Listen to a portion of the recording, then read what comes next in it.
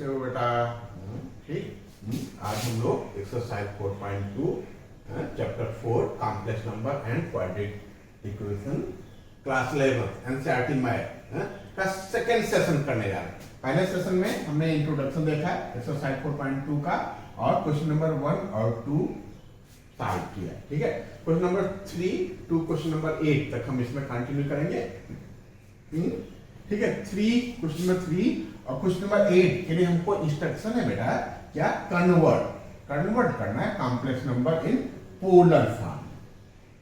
ठीक है, polar form को हमने कैसे देखा था बेटा? ये z है, मान लो ये कोई कॉम्प्लेक्स नंबर है, let z equal to 1 minus i। ठीक है, ये किस फॉर्म का बेटा?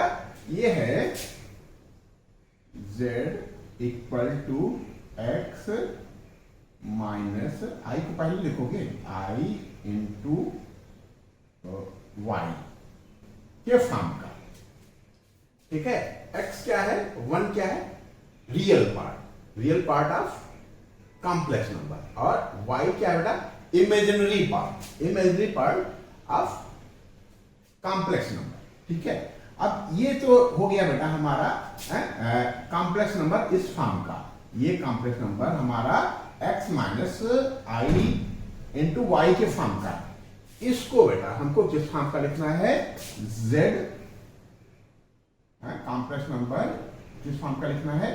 r cos theta. जो x है उसको हमको cos थीटा में कन्वर्ट कर लेना है और y को sin थीटा में कन्वर्ट करना है।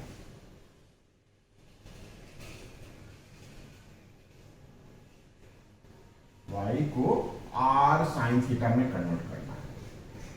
बस ये हमको करना है बेटा। ठीक है, r क्या है? r है हमारा modulus of z, mod of z। ये क्या होता था?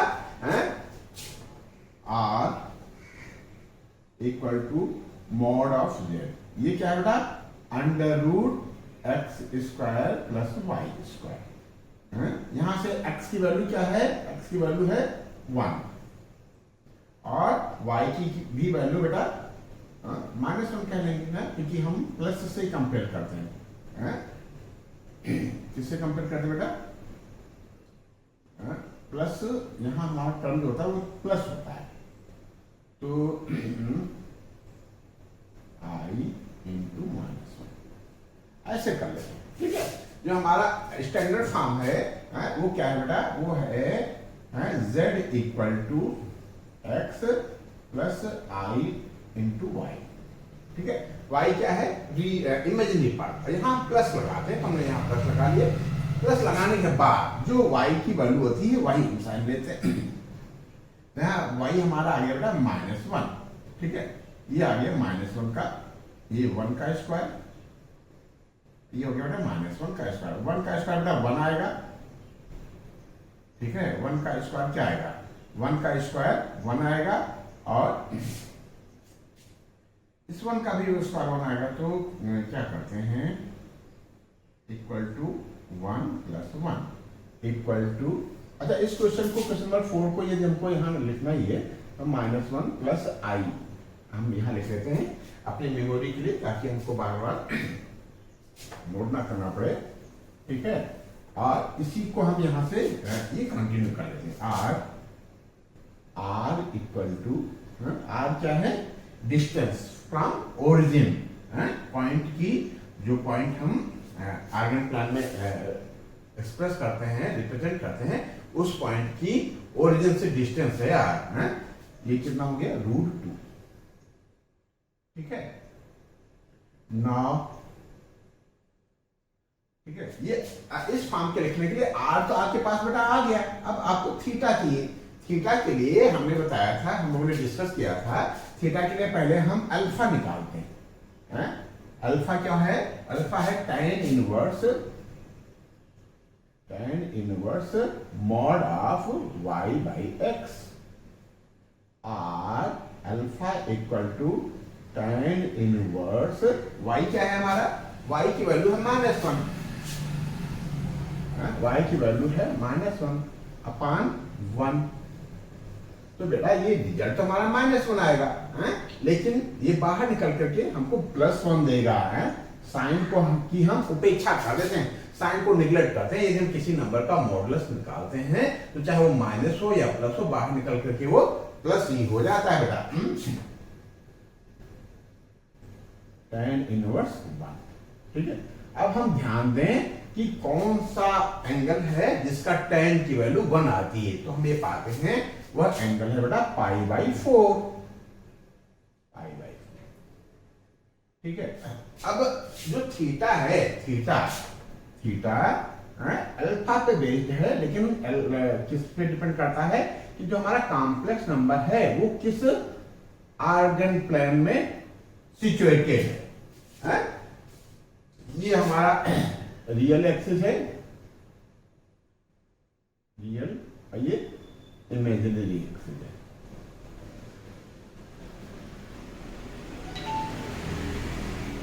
ये क्या होता है? रियल एक्सिस, ठीक है।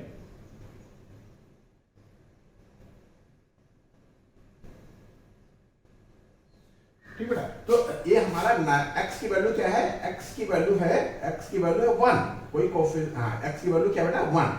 तो हम 1 है, प्लस का 1 है, तो हम इस तरफ जाएंगे 1 यूनिट, और y की वैल्यू बेटा -1, हम यहां जाएंगे। तो ये किस क्वाड्रेंट में पड़ गया? ये हमारा पड़ गया बेटा 4th क्वाड्रेंट में, ठीक है। तो क्या लिखेंगे? सिंस कॉम्प्लेक्स नंबर, रुको थोड़ा और बढ़िया लिखें, क्या? Since order pair of complex number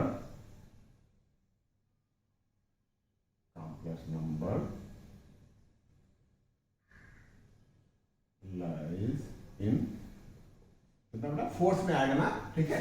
1 हम पॉजिटिव है और नीचे जाएंगे नेगेटिव -1, तो हमारा 4th में पड़ेगा। Complex number lies in 4th quadrant, ठीक है। ये बेटा हम यहाँ से रफली ले रहे हैं इसको, करेक्ट। आप वीडियो को पॉज करके नोट कर लेना बेटा, ठीक है। तो 4th क्वाड्रेंट में है तो थीटा क्या हो जाएगा? यदि हमारा ये 4th क्वाड्रेंट में होता है तो थीटा इक्वल टू होता है हमारा, इस क्वाड्रेंट में है तो थीटा इक्वल टू क्या होता है? अल्फा। इस क्वाड्रेंट में है तो थीटा इक्वल टू π-अल्फा, और इस क्वाड्रेंट में है तो थीटा इक्वल टू, यहां केवल माइनस लगा देते हैं, π-अल्फा, और इस क्वाड्रेंट में है तो थीटा इक्वल टू -अल्फा। ये हमको याद रखना है, ठीक है। 4th क्वाड्रेंट में क्या होता है? थीटा इक्वल टू -अल्फा, तो therefore theta equal to -alpha equal to -π/4। Alpha हम लोग का कितना आ गया? अल्फा आ गया हमारा π/4, ठीक है। अल्फा आ गया π/4, तो ये जाएगा -π/4, hence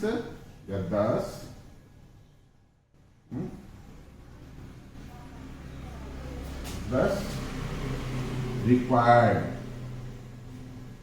polar form,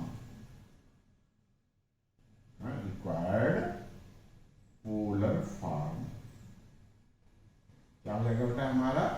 z equal to r cos theta, r कितना निकाला था हम लोगों ने? √2, r √2 है, √2 cos थीटा कितना आ गया? -π/4, plus r √2 sin -π/4 into i, ठीक है।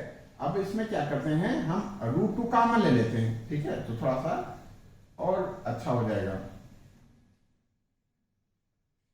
cos -π/4 plus sin -π/4 into i, ये हो गया बेटा हमारा किस फॉर्म का? पोलर फॉर्म का। यही हमारा आंसर हो गया बेटा, है ये नोट कर लो। क्वेश्चन नंबर 4 के लिए हम आगे बढ़ते हैं, नोट कर लो बेटा।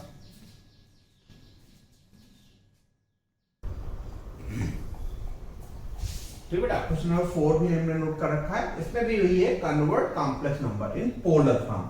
ये कॉम्प्लेक्स नंबर था हमारा, ठीक है, complex number z equal to इतना हमने लेट कर लिया।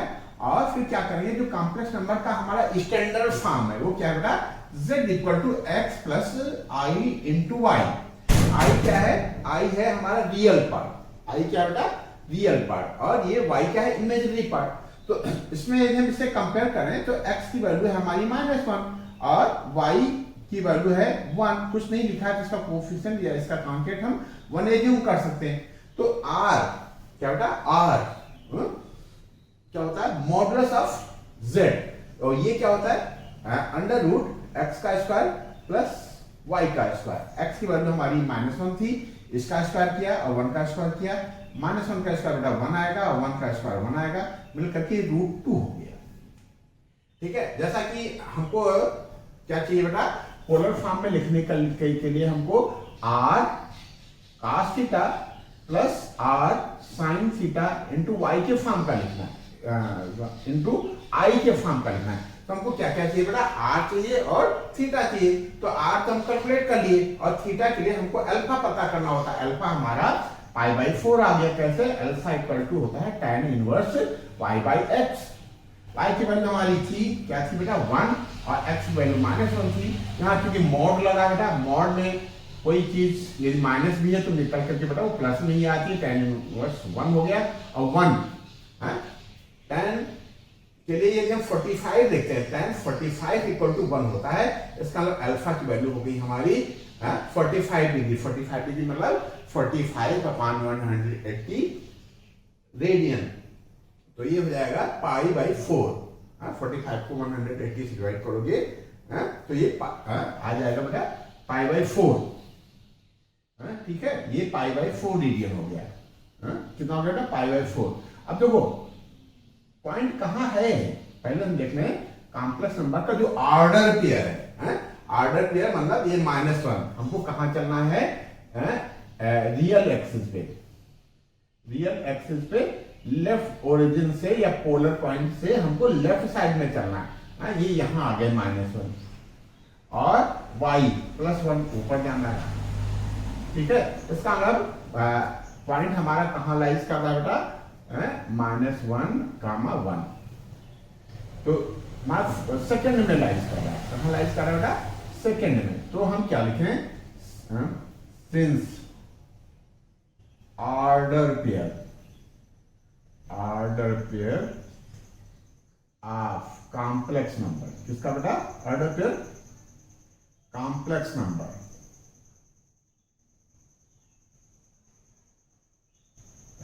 क्या ऑर्डर पेयर क्या बन गया बेटा हमारा, -1, 1 लाइज इन किसमें क्वाड्रेंट में है, second quadrant.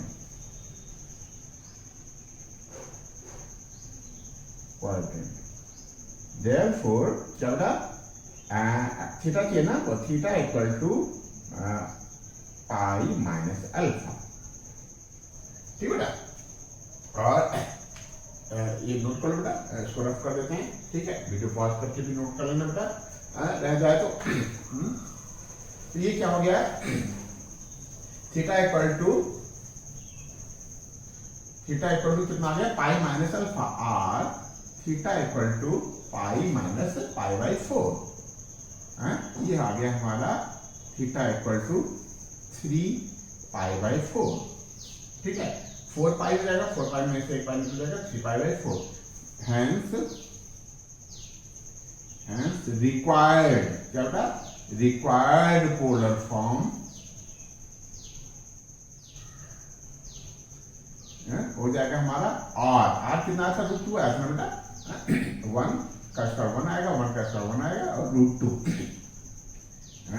z equal to √2। अभी हम √2 cos थीटा आया हमारा 3π/4 प्लस √2 cos, क्यों हमेशा cos ही लिखोगे, टोकते भी नहीं हो, √2 sin 3π/4 इंटू i। ठीक है, अब इसको थोड़ा सा और सिंपलेस्ट कर लेते हैं, √2 हम काम में ले लेते हैं, यहाँ आ गया cos 3π/4 plus sin 3π/4 into i, iota imaginary unit. ठीक है, ये बेटा हमारा आंसर आ गया है क्वेश्चन नंबर 4 के लिए। ये नोट कर लो, हम लोग फटाफट क्वेश्चन नंबर 5 को कंटिन्यू करते हैं।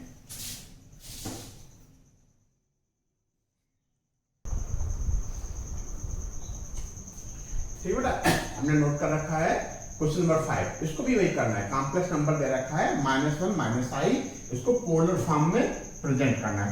पोलर फॉर्म हम जानते हैं बेटा, क्या जानते हैं, ये जानते हैं कि पोलर फॉर्म में जो कॉम्प्लेक्स नंबर है वो r cos theta plus r sin theta into i के फॉर्म का लिखना है। इमेजिनरी यूनिट, आई क्या है, इमेजिनरी यूनिट, r क्या है, mod of z, modulus of z, modulus of complex number. Theta क्या है, पॉइंट और पोलर पॉइंट या ओरिजिन को मिलाने वाली लाइन जो एक्स एक्सिस से एंगल बनाती है वो थीटा। ठीक है, तो इससे हम x और y कैलकुलेट कर लें बेटा। नाउ कंपेयरिंग, स्टैंडर्ड फॉर्म हमारा क्या है कॉम्प्लेक्स नंबर का,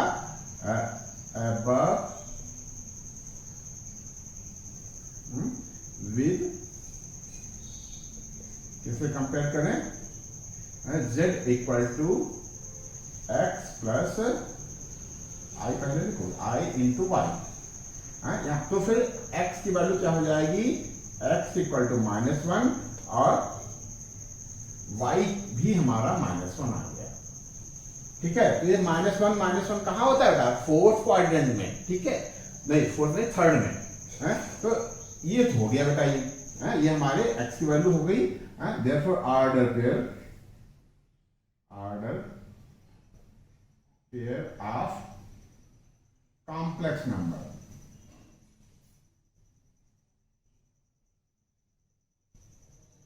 क्या हो गया बेटा, -1 कामा -1 और r equal to mod of z equal to कितना गया, √-1 का स्क्वायर प्लस -1 का स्क्वायर। तो ये कुछ भी करो बेटा, ये √2 ही आने वाला है, चाहे माइनस हो चाहे प्लस, ये 1 देगा ये भी 1 देगा, दोनों को मिला लेंगे तो √2 हो गया। ठीक है, अब ये हमारा क्या है, फोर्थ क्वाड्रेंट में, सिंस ना, अच्छा पहले अल्फा निकाल लेते हैं। नाउ क्या लिखते हैं, alpha equal to tan inverse mod of -1 upon -1। ठीक है, और अल्फा इक्वल टू, देखो ये तो हमारा प्लस बन के आ रहा है, बाई तरह प्लस बन के ना आता तब भी हम प्लस ही लिखते हैं, tan इनवर्स 1। और 1 किसका बेटा, किस एंगल के लिए tan की वैल्यू 1 होती है, ये बेटा π/4 होती है, इक्वल टू π/4। अब देखो ये कहां है, ये थर्ड क्वाड्रेंट में, -1 तो इधर आए रियल एक्सिस पे, और इमेजिनरी एक्सिस के लिए हम नीचे जाएंगे। ठीक है, तभी तो ये -1 आएगा। ये क्या हो गया बेटा, थर्ड क्वाड्रेंट। कौन सा हो गया, थर्ड क्वाड्रेंट। तो क्या लिखे हैं, since order pair -1 lies in third quadrant. कहां है बेटा, थर्ड क्वाड्रेंट। ठीक है, देयरफॉर अल्फा क्या हो जाता है थर्ड के लिए, -π-अल्फा। यहां क्या होता है, π-अल्फा, और यहां π-अल्फा से पहले माइनस लगा देते हैं, तो r alpha equal to minus pi और अल्फा, अल्फा की वैल्यू क्या आ गई थी, पाई बाई 4। ठीक है, तो आर अल्फा इक्वल टू, ये बेटा 3 पाई बाई 4 आएगा, माइनस पहले से है तो हम लिख देंगे माइनस 3 पाई बाई 4। बस हमारा अल्फा आ गया। सॉरी, ये क्या चल रहा है, हा? ये थीटा निकालना था बेटा, है?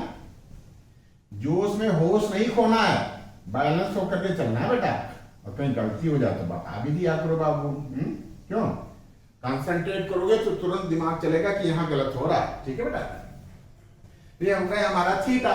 बस हमको स्टैंडर्ड फॉर्म में जो लिखना है वो हम लिख देंगे, हैंस रिक्वायर्ड। क्या लिखेंगे बेटा, hence required, thus required polar form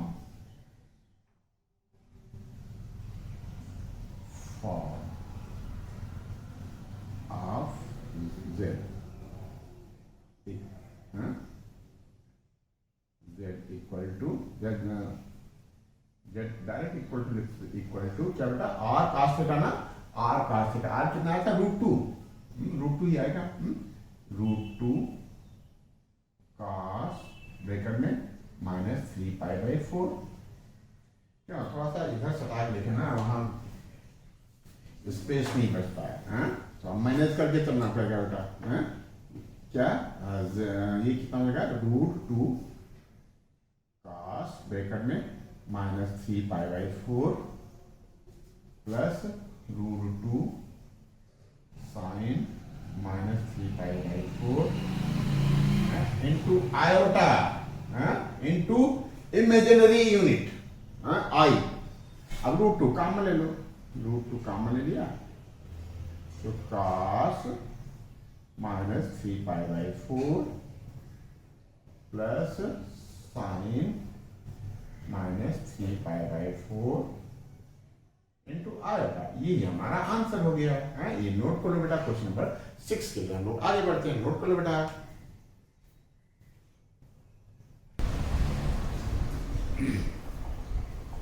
ठीक बेटा। क्वेश्चन नंबर 5 हमने नोट कर रखा है। इसको भी बेटा, ये क्या है बेटा, कॉम्प्लेक्स नंबर कह रहा है, इसको कॉम्प्लेक्स नंबर कह रहा है और कह रहा है कि इसको रिप्रेजेंट करना है पोलर फॉर्म में, r cos theta plus r sin theta into i, iota, imaginary part. तो ठीक है बेटा, इसमें थोड़ा सा हमको कुछ नया नया लग रहा है। z इक्वल टू -3, ये तो बेटा रियल नंबर है, कॉम्प्लेक्स नंबर कैसे हो सकता है? तो हम इसको कॉम्प्लेक्स नंबर के फॉर्म का लिख सकते हैं और कह सकते हैं ये कॉम्प्लेक्स नंबर है। कैसे बेटा,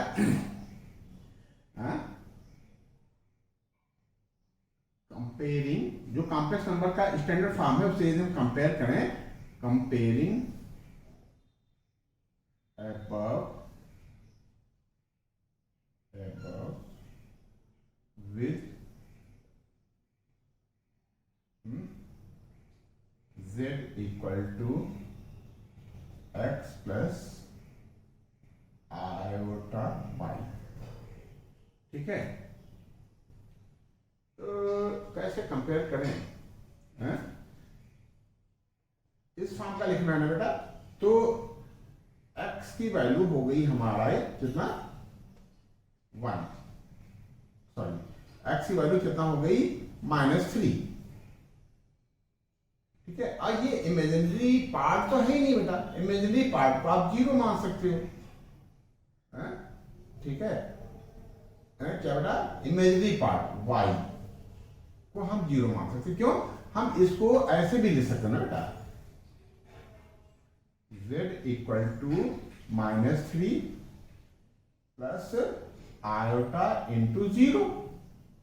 क्यों, आयोटा में यदि हम 0 से मल्टीप्लाई करेंगे तो बेटा हमारा 0 आएगा। 3 के साथ हमको 0 ही तो है, 3 -3 प्लस 0, तो इसको लिख सकते हो। z को हम क्या लिख सकते हैं, -3 प्लस 0 लिख सकते हैं कि नहीं, और 0 को हम आयोटा इंटू 0 लिख सकते हैं। इसका मतलब y का पार्ट हमारा बेटा 0 आ गया। ठीक है, जो हमारा इमेजिनरी पार्ट है, वो इमेजिनरी पार्ट का कोफिशिएंट है y जो है, ठीक है, हमारा 0 आ गया। ठीक है, आयोटा का कोफिशिएंट, इमेजिनरी पार्ट तो हमारा बेटा y ही होता है, इमेजिनरी पार्ट ही हमारा 0 आ गया। ठीक है, तो ये हो गया बेटा। थोड़ा सा इसमें समझने की बात है। क्या दो चीजें हैं, एक चीज तो ये कि इसको हम कैसे कंपेयर करते हैं, y की वैल्यू कैसे निकाला हमने, इसको हमने क्या लिखा, -3 को -3 + 0 लिख सकते हैं। क्यों, मैथ में थोड़ा बहुत हेरफेर कर सकते हैं। कैसे कर सकते हैं, एक लिमिट में, एक मर्यादा में रह करके बेटा। ठीक है, -3 को हम जरूरत के हिसाब से, हमेशा नहीं, -3 को हम -3 + 0 लिख सकते हैं, और 0 को बेटा हम आयोटा इंटू 0 लिख सकते हैं। और ये क्या होता है बेटा, आयोटा इंटू वाई होता है, iota into imaginary part, imaginary unit into imaginary part. तो इमेजिनरी पार्ट को हम y से एक्सप्रेस करते हैं, y हमारा 0 आ गया। ये तो काम हो गया बेटा, हमको इस फॉर्म का लिखना है। ठीक है, ये तो हो गया। तो now r equal to mod of z equal to √-3 का स्क्वायर प्लस 0 का स्क्वायर। तो ये कितना आ जाएगा बेटा, माइनस को 3 से -3 से मल्टीप्लाई करेंगे तो +9 आएगा, और +9 का रूट करेंगे तो 3 आ जाएगा। r इक्वल टू 3 आ जाएगा। ठीक है, अब देखो बेटा समझने वाली बात, क्या हम कैसे पता करें बेटा, अल्फा थीटा को पता करने के लिए हम लोग बार बार ये कहते आए हैं कि थीटा को पता करने के लिए हमको अल्फा पता होना चाहिए। ठीक है, क्या पता होना चाहिए बेटा, अल्फा। तो अल्फा की वैल्यू क्या होती है, y tan इनवर्स y/x 0/-3। ठीक है, 0/-3, तो अल्फा हमारा 0 आ गया। ठीक है, लेकिन अल्फा 0 आ गया। अब देखो क्या बेटा, ऑर्डर पेयर ऑफ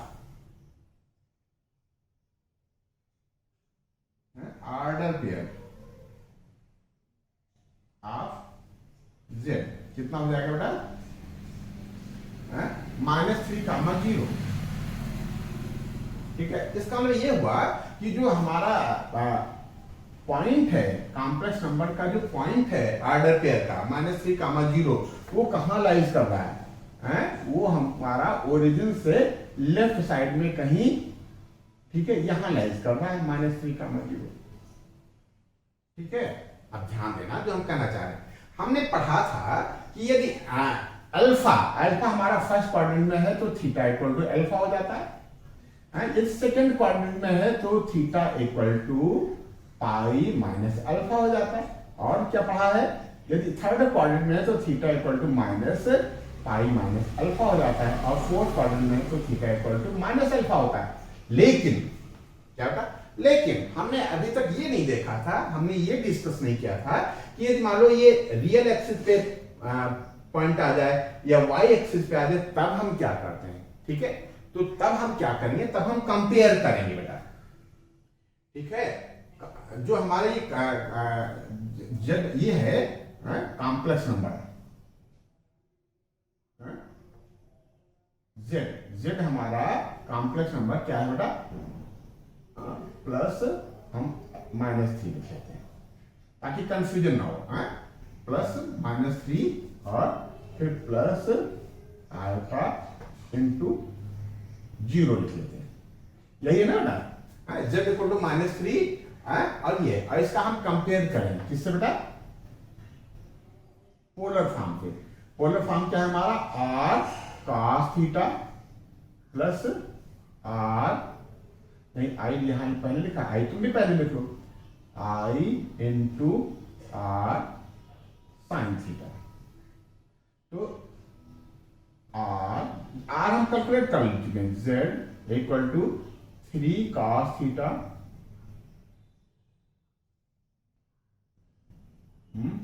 प्लस 3, नहीं आई इंटू 3 साइन थीटा। अब समझने की कोशिश करना बेटा, ये हमको दे रखा है, ये कॉम्प्लेक्स नंबर के फॉर्म का है, और ये कॉम्प्लेक्स नंबर पोलर फॉर्म का है। ठीक है, दोनों एक ही हैं, दोनों एक ही कॉम्प्लेक्स नंबर को रिप्रेजेंट करते हैं। ये भी वही कॉम्प्लेक्स नंबर है, ये भी वही कॉम्प्लेक्स नंबर है। ये हम 1 और 2 से कंपेयर करें बेटा, इफ कंपेयरिंग, इफ नंबर को सीरीज से कंपेयरिंग को, कंपेयरिंग 1 and 2, क्या हो जाएगा? जो 3 cos थीटा है वो हमारा -3 आ जाएगा, है? इसको हम यहां कंटिन्यू कर लेते हैं।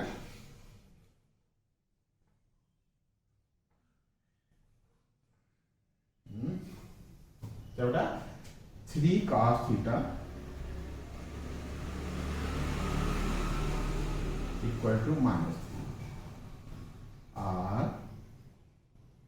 cos थीटा इक्वल टू -3/3 यानी -1 हो जाएगा, ठीक है। और क्या बेटा? 3 sin theta equal to 0 and 3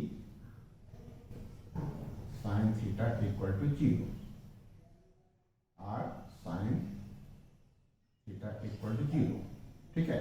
अब cos वह एंगल जिसका cos थीटा -1 होता है और sin थीटा 0 होता है, वो होता है थीटा इक्वल टू, क्या हो गया?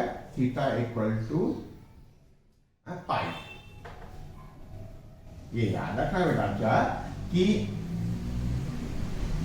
sin 0 की वैल्यू 0 होती है और sin पाई की भी वैल्यू 0 होती है। यहां 0 डिग्री बनेगा ना बेटा, यहां 0 बनेगा और यहां पाई बनेगा, ये पूरा पाई है, ठीक है। तो sin पाई की वैल्यू 0 होती और cos, क्या बेटा?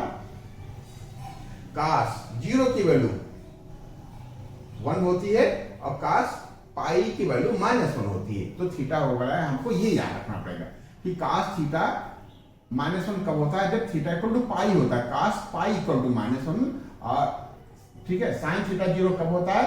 जब थीटा या तो 0 हो या थीटा पाई हो।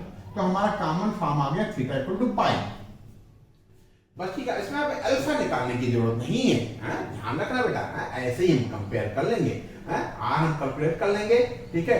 आर cos थीटा को हम क्या बेटा? ये रियल पार्ट से कंपेयर कर लेंगे आर cos थीटा को, और आर sin थीटा को कंपेयर कर लेंगे इमेजिनरी पार्ट से, ठीक है। फिर आर हमारा पता ही होता है तो हम थीटा कैलकुलेट कर लेंगे, ऐसे ही करेंगे बेटा जैसे इसने किया है। इसमें कोई कंफ्यूजन हो तो समझ लो बेटा। क्या किया है? z कॉम्प्लेक्स नंबर को x plus iota into Y के फॉर्म का लिख लिया और z को पोलर फॉर्म में लिख लिया, और r की वैल्यू हम कैलकुलेट कर चुके थे 3, तो ये हो गया 3 cos थीटा। तो 3 cos थीटा को हम इससे कंपेयर करेंगे। ये क्या बेटा? ये है रियल पार्ट और ये क्या बेटा? Real part. तो रियल पार्ट के इक्वल होगा, क्यों? कॉम्प्लेक्स नंबर तो बेटा एक ही है। तो r cos थीटा को हम -3 से कंपेयर किए और r की वैल्यू हम 3 कैलकुलेट कर चुके थे, तो 3 cos थीटा इक्वल टू -3 आ गया। सिमिलरली r sin थीटा क्या है? हमारा इमेजिनरी पार्ट है और इमेजिनरी पार्ट यहाँ 0 है, तो r sin थीटा से हमने कंपेयर किया 0 से। तो sin थीटा की वैल्यू 0 आई और cos थीटा की वैल्यू -1 आई। तो हमने ये चेक किया, हम थोड़ा सा पीछे गए कि थीटा का वह मान, थीटा की वह वैल्यू जिसके लिए cos -1 आता है और sin 0 आता है, वो है थीटा इक्वल टू पाई। बस अब हम इस फॉर्म का लिख लेंगे बेटा, क्यों नहीं लिख पाएंगे? लिख लेंगे। तो रिक्वायर्ड पोलर फॉर्म क्या हो जाएगा बेटा? z इक्वल टू क्या? r कितना आया था? 3 आया था ना बेटा? 3 cos π/4 आया था, क्या था? cos पाई आया था ना, प्लस 3 sin पाई इंटू आई। जरा आंसर चेक कर लिया जाए, क्यों? चेक कर लेते हैं बेटा। कौन सा क्वेश्चन था? क्वेश्चन है ये 5, क्वेश्चन नंबर 5। Very good. बस उसमें क्या किया? 3 कॉमन ले लिया है, तुम भी कॉमन ले लो। z इक्वल टू 3 कॉमन ले लिया, cos pi plus sin pi into i. ये हो गया हमारा 5th क्वेश्चन। ये थोड़ा सा स्पेशल था, इसमें हम अल्फा नहीं कैलकुलेट करेंगे। बार बार हम ये कहते आए हैं कि थीटा को पता करने के पहले हम अल्फा देखते हैं, और इस केस में जब हमारा रियल एक्सिस पे पॉइंट आ जाए या इमेजिनरी एक्सिस पे पॉइंट आ जाए तब हम अल्फा नहीं करेंगे, ऐसे ही पोलर फॉर्म और कॉम्प्लेक्स नंबर को कंपेयर करके हम थीटा निकाल लेंगे। ठीक है, ये नोट कर। नंबर 6 था, वही हम करें। ये क्या था? Question number 6। क्वेश्चन नंबर 7 हम कंटिन्यू करेंगे। ठीक बेटा,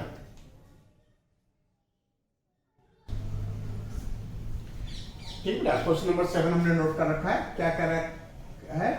कॉम्प्लेक्स नंबर जो है वो है √3 प्लस आई, आयोटा, इमेजिनरी यूनिट। उसको किस फॉर्म में कन्वर्ट करना है? Polar form. पोलर फॉर्म का मतलब r cos theta plus r sin theta into iota into imaginary unit into i. ठीक है बेटा, तो हम इससे कंपेयर कर लेते हैं बेटा, कंपेयरिंग एबव विद जो हमारा जनरल फॉर्म है। जनरल फॉर्म क्या है? z equal to x plus iota into Y. हम कंपेयर करते हैं बेटा, तो x की जगह पे रियल पार्ट हमारा √3 आ रहा है, x इक्वल टू √3 आ रहा है, और i को हम i इंटू 1 एज्यूम कर सकते हैं। मैथ में हम ऐसा कर सकते हैं। ठीक है बेटा, i इंटू 1, और तो 1 को हम यदि y से कंपेयर करें तो y इक्वल टू 1 आ गया। तो हमारा जो ऑर्डर पेयर है, x की वैल्यू √3 आ गई और y की वैल्यू 1 आ गई। हम क्या निकालेंगे? किस फॉर्म का लिखना है? Polar form. पोलर फॉर्म के लिए हमको r चाहिए और थीटा चाहिए। ठीक है, तो हम r कैलकुलेट कर लेंगे। r क्या होता है? Mod of z। क्या होता है बेटा? Mod of z। Mod of z क्या होता है? √x² plus y²। √3 का स्क्वायर करेंगे बेटा 3 आएगा, 1 का स्क्वायर करेंगे 1 आएगा, 3 1 को प्लस करेंगे 4 आएगा, 4 का √2 आएगा। ये हमारा हो गया r। r से हम फुर्सत पाए। उसके बाद हम देख रहे हैं बेटा, ये किसी एक्सिस पे नहीं है पॉइंट, √3 और 1, वो कहां है? √3, x की वैल्यू √3 है। हाँ वेरी गुड, x की वैल्यू √3 है। हम 1.732 नंबर लाइन के हिसाब से 1.732 लगभग यहाँ चलेंगे, √3 यहाँ आएंगे और 1 ऊपर जाएंगे, तो हमारे फर्स्ट क्वाड्रेंट में आएगा। ठीक है, तो फर्स्ट क्वाड्रेंट में थीटा इक्वल टू अल्फा होता है, तो हम अल्फा पहले कैलकुलेट कर लें। अल्फा की वैल्यू होती है tan इनवर्स y अपान x। y की वैल्यू आई हमारे 1 और x की वैल्यू है √3, तो 1 अपान √3। अब बेटा tan का वह एंगल जिसका वह एंगल जिसकी tan की वैल्यू 1 अपान √3 होता है बेटा tan 30 डिग्री। क्या होता है बेटा? tan 30 degree equal to 1/√3। तो tan 30 को यदि हम रेडियन में कन्वर्ट करते हैं तो बेटा ये π/6 रेडियन आता है। तो अल्फा इक्वल टू हो गया हमारा π/6। अब चूंकि ये हमारा फर्स्ट क्वाड्रेंट में है, तो थीटा इक्वल टू अल्फा होगा इक्वल टू π/6। तो हमने अल्फा भी कैलकुलेट कर लिया और हमने r भी कैलकुलेट कर लिया। ठीक है, r हमारा 2 आ गया। बस हम फटाक से इसको किस फॉर्म का लिख लेंगे? कॉम्प्लेक्स नंबर को हम पोलर फॉर्म में लिख लेंगे। ठीक है, तो क्या लिखें? 10 रिक्वायर्ड पोलर फॉर्म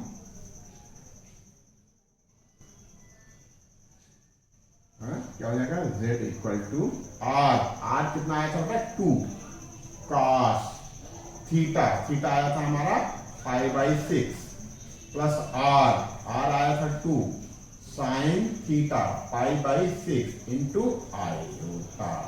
ठीक है, 2 कॉमन ले लो, r z equal to 2 common ले लिया, cos π/6 प्लस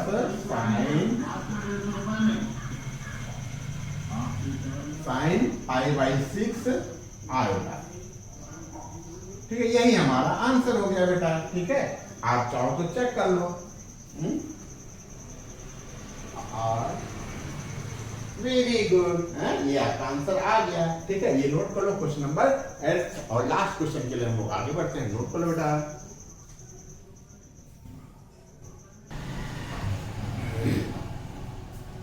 ठीक बेटा, ये इस सेशन का लास्ट क्वेश्चन है, क्वेश्चन नंबर 8, और 4.2 का भी लास्ट क्वेश्चन है, क्वेश्चन नंबर 8। ठीक है, तो थोड़ा सा प्यार से करेंगे, इतनी जल्दी नहीं है हमको। ठीक है, आपको भी जल्दी नहीं होनी चाहिए। ठीक है, तो प्यार से करते हैं। लास्ट क्वेश्चन बेटा हमको दे रखा है z इक्वल टू आई।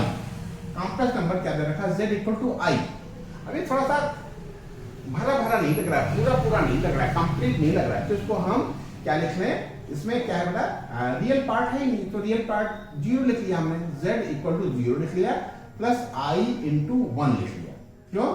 इसमें इमेजिनरी पार्ट नहीं दिख रहा है, तो इमेजिनरी पार्ट नहीं है, तो इसको बेटा हम i को i इंटू 1 मान सकते हैं। ठीक है, अब इसको हम कंपेयर करें किससे, जनरल फॉर्म। जनरल फॉर्म हमारा क्या होता है, x plus alpha into Y.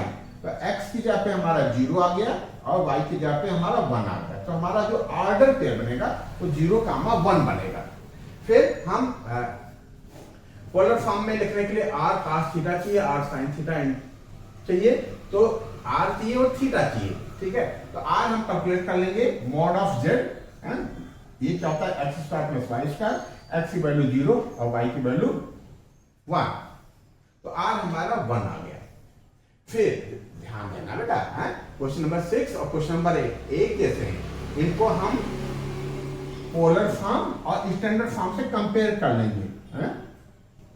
Polar form क्या बनेगा हमारा, अभी पोलर फॉर्म क्या बनेगा, 1 r cos थीटा होता ना, 1 cos theta plus r sin theta, 1 into sine theta,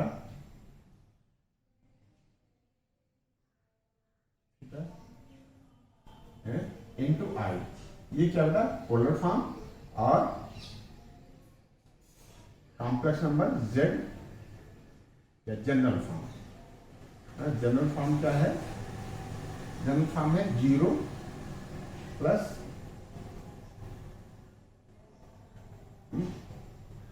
1 into आई था, ऐसे लिख सकते हो, ठीक है, इंटू 1 इंटू आई था। ये है स्टेटमेंट 1, ये स्टेटमेंट 2, ठीक है। तो क्या लिखें, कंपेयरिंग अबव 1 एंड 2। ये भी बेटा वही कॉम्प्लेक्स नंबर को रिप्रेजेंट करता है, ये जनरल फॉर्म, ये भी वही कॉम्प्लेक्स नंबर को रिप्रेजेंट करता है। z इक्वल टू ये है और z इक्वल टू ये, ठीक है। कंपेयरिंग अबव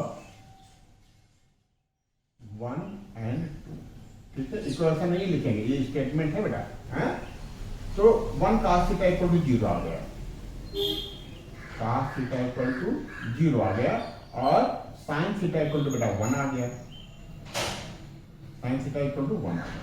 तो ध्यान रखो बेटा क्या कि ये रफ कर दें, वीडियो पॉज करके नोट कर लेना बेटा। क्या ध्यान देना है कि cos थीटा की वैल्यू 0 आ रही है, क्या आ रही है, cos थीटा की वैल्यू, cos थीटा की वैल्यू 0 आ रही है और sin थीटा की वैल्यू 1 आती। तो sin पाई बाई 2 की वैल्यू बेटा 1 आती है और cos पाई बाई 2 की वैल्यू 0 आती। तो देयरफॉर थीटा इक्वल टू हो जाएगा हमारा पाई बाई 2। इसमें डायरेक्ट कैलकुलेट करेंगे बेटा, अल्फा को कैलकुलेट नहीं करेंगे। जब हमारा पॉइंट है, हमारा क्या था, जो पॉइंट था वो कहां था, इसमें रियल पार्ट नहीं था, ये हमारा 0 था, एक्स एक्सिस पे हमको नहीं जाना था, वाई एक्सिस पे कितना जाना था, 1 यूनिट, ये हमारा पॉइंट था। ये क्या था, 0, 1 क्या था बेटा, 0, 1। 0, 1 कहां पड़ रहा है, इमेजिनरी एक्सिस पे। कहां, इमेजिनरी एक्सिस पे। तो इमेजिनरी एक्सिस पे पड़ रहे कोई पॉइंट या पड़े रियल एक्सिस पे, क्या करते हैं बेटा, हम ऐसे ही कंपेयर कर लेते हैं बेटा। ये हमारा पोलर फॉर्म आ गया, आज हम कैलकुलेट कर चुके हैं, और ये हमारा जनरल फॉर्म हमको दिया होता है।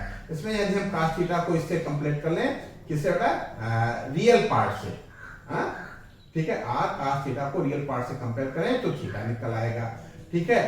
और दोनों का वैल्यू एक ही होनी चाहिए, इसलिए हम दोनों को कंपेयर करेंगे। 1 cos थीटा इक्वल टू 0, यानी cos थीटा 0 आया, और 1 sin थीटा यानी sin थीटा इक्वल टू 1। तो दोनों लिखेंगे तभी हम एक कॉमन चीज पता कर पाएंगे कि वो थीटा का कॉमन वैल्यू है, वह थीटा जिसका cos 0 होता है और sin 1 होता है, तो हम पता कर लिए कि वो पाई बाई 2 है, ठीक है। तो थीटा पाई बाई 2 हो गया। तो अब रिक्वायर्ड फॉर्म लिख लें, हेंस